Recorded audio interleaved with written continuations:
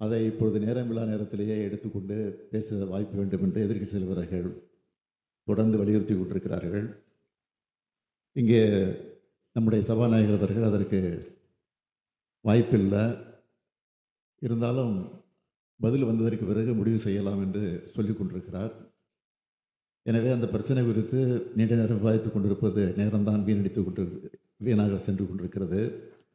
நாளை தினம் பதில் தயார் செய்து கொண்டு அரசு சம்பந்தப்பட்ட அதிகாரிகளோடு கலந்து பேசி அந்த பதில் தயாரித்து சம்பந்தப்பட்ட அமைச்சர் அவர்கள் பதிலோடு வரக்கூடிய நேரத்தில் அப்பொழுது பிரச்சனை எழுப்பினால் பதில் சொல்வதற்கு வாய்ப்பாக இருக்கும்.